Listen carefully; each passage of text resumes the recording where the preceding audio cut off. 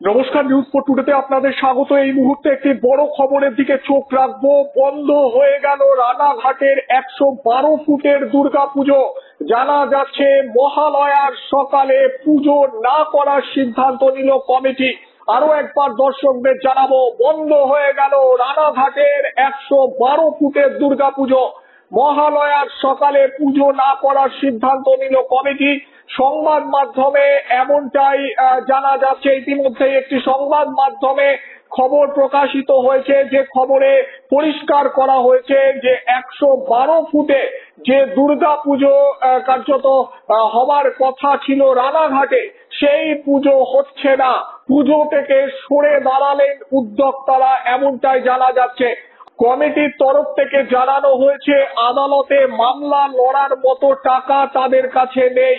সেই কারণে এবার বড় সিদ্ধান্ত, পুজো থেকে সরে দাঁড়ালেন তারা, এমনটাই জানা যাচ্ছে। রানাঘাটের কামালপুরের অভিযান সংঘ 112 ফুটে বিশ্বের সবচেয়ে বড় দুর্গা প্রতিমা করার সিদ্ধান্ত নেয়। সেই মতোই শুরু হয় প্রস্তুতি। তবে প্রশাসনের অনুমতি না মেলায় তা একেবারে সেই জট গিয়ে পৌঁছায় আদালত পর্যন্ত। কলকাতা হাইকোর্টের দ্বারস্থ হয় পুজো কমিটি।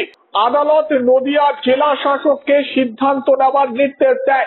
বিভিন্ন দপ্তরের আপত্তির কারণে 112 ফুটের প্রতিমা মণ্ডপে স্থাপনে এবং দর্শনের অনুমতি দেওয়া যাবে না, এমনটাই জানিয়ে দেন জেলা শাসক। এরপরও আদালত জেলা শাসককে পুনর্বিবেচনার নির্দেশ দেন। কিন্তু এই মুহূর্তে যে খবর জানা যাচ্ছে, 3রা অক্টোবর ফের এই মামলার শুনানির দিন ঠিক করা ছিল, কিন্তু তার আগেই বুধবার মহালয়ার দিন পুজো বন্ধ করে দেওয়ার সিদ্ধান্ত নিল পুজো কমিটি। তারা জানাচ্ছে আদালতে লড়ার মতো অর্থের সামর্থ্য তাদের নেই। সেই কারণে পুজো থেকে সরে দাঁড়ালেন তারা। সংবাদ মাধ্যমে এমনটাই জানিয়েছে পুজো উদ্যোক্তারা।